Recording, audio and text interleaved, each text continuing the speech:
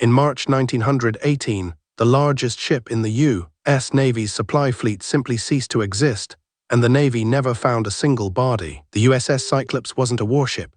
She was a carrier, a bulk cargo vessel designed to haul manganese ore and coal to fuel the American war machine. Built in 1910, she was 540 feet long, displaced 360 tons fully loaded, and carried a crew of around 306 men. By 1918, she'd made dozens of transatlantic runs without incident. The Navy trusted her. The crew trusted her. And on February 16th, that trust would face its final test. Captain Johan Worley received his orders in Baltimore. Load 800 tons of manganese ore bound for Rio de Janeiro, Brazil. The metal was critical. Steel production depended on it. The war depended on steel. Worley was 60 years old, experienced, methodical. He'd commanded the Cyclops for 4 years. He knew her quirks, her limits, her behavior in rough seas.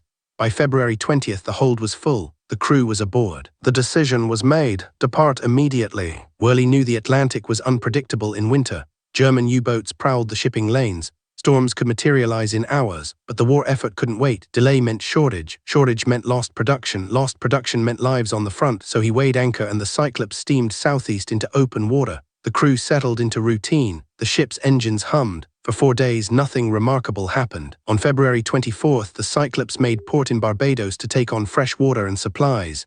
The crew had liberty. They walked the docks, bought provisions, and reboarded.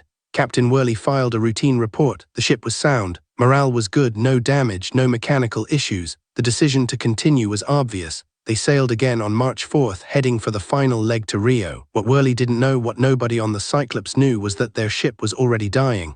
The manganese ore they'd loaded in Baltimore wasn't just heavy, it was hygroscopic. It absorbed moisture from the sea air and the spray that crossed the deck. Over weeks at sea, it swelled. The ore pressed against the steel hull with increasing force. Hairline cracks began to form in the plating, but there was no way to see them from inside the ship. March 9th, the Cyclops was somewhere in the Atlantic between Barbados and Rio. The weather was mild. The sea was calm, no distress signals, no warnings, no indication that the crew was in danger.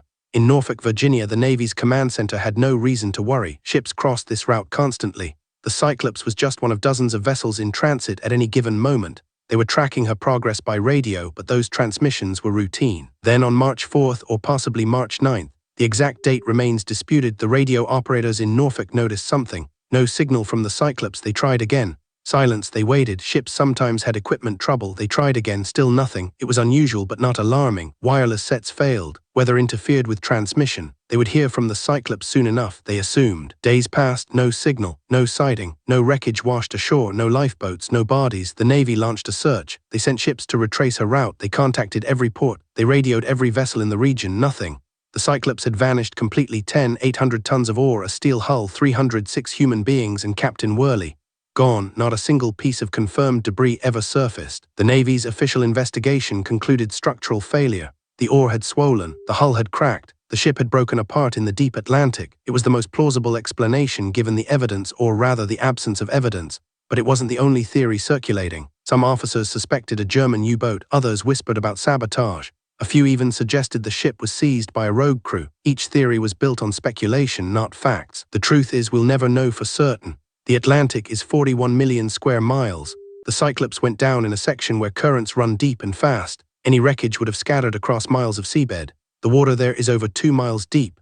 Finding a single ship's remains in that darkness, in that vastness, would require luck and technology neither the 1918 Navy nor modern salvagers have possessed. What we do know is this: Captain Worley made a rational decision under pressure. The war was urgent. The cargo was critical. The route was known. The ship had sailed it before.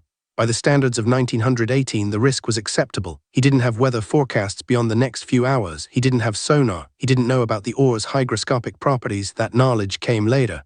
He made the best call with the information available. And 306 people paid the price. The USS Cyclops remains the largest warship ever lost without a trace.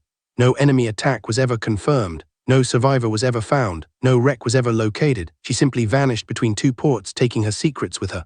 The families of the crew received no bodies to bury, no closure, no final answer, just absence, just silence, just the knowledge that somewhere in the Atlantic, under tons of water and sediment, the answers lie waiting. Cyclops disappeared 106 years ago. No recovery mission has succeeded. No expedition has located her remains.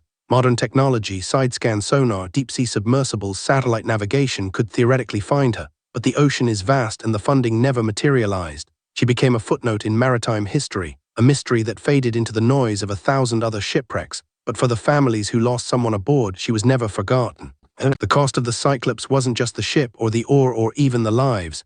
It was the uncertainty. It was the not knowing. It was the decision made in good faith that turned catastrophic.